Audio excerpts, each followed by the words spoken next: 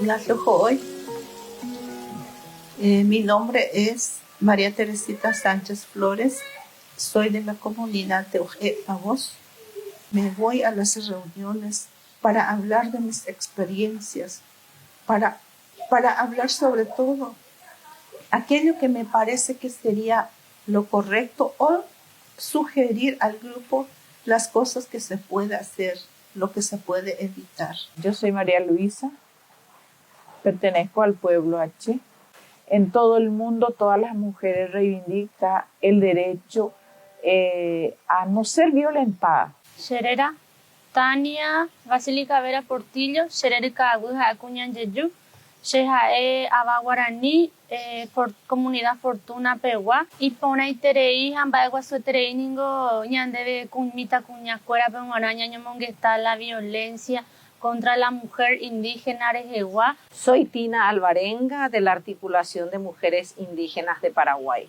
Nos estamos reuniendo para un diálogo entre las mujeres indígenas de diversos pueblos que conformamos este país para hablar, debatir, analizar e intercambiar sentires, ideas y pareceres sobre la violencia basada en género. Mi nombre es Elena Monteovelar y vivo acá en Chalhuizanga, pertenece en Xep Norte. Para mí es importante hablar juntos y organizar juntos. Y también hablamos nuestra comunidad y escuchar también las otras comunidades o los otros países. Como mi comunidad es Chalhuizanga, soy en Xep, y eso es lo que vimos también, pero no tanto.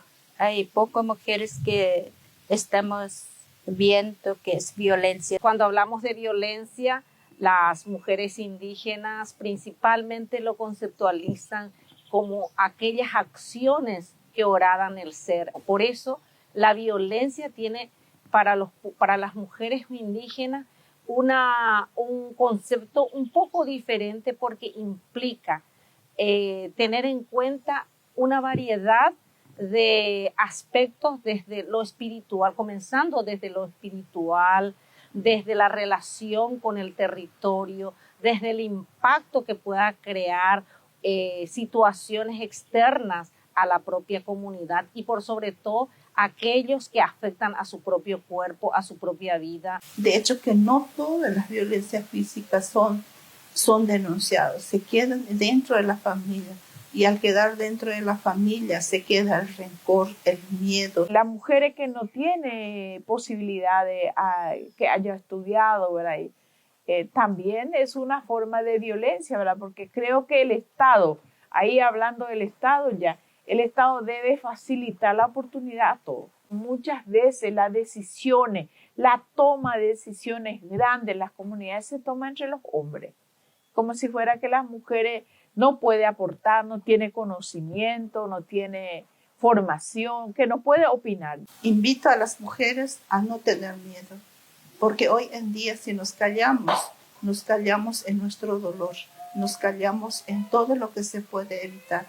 Hay instituciones encargadas, sí, y nuestro encargo es acudir a las instituciones correspondientes, pero que también ellos nos escuchen, porque muchas veces las autoridades competentes al tema no escuchan a la mujer y sobre todo cuando somos indígenas también. Como joven indígena, mujer, invito a todas las mujeres indígenas y no indígenas que participen en la mitigación de la violencia contra la mujer y, por qué no, la erradicación total. Como mujeres tenemos que apoyarnos y fortalecer estos espacios donde nosotros podamos compartir posibles soluciones y también reflexionar sobre la situación de violencia contra la mujer en Paraguay.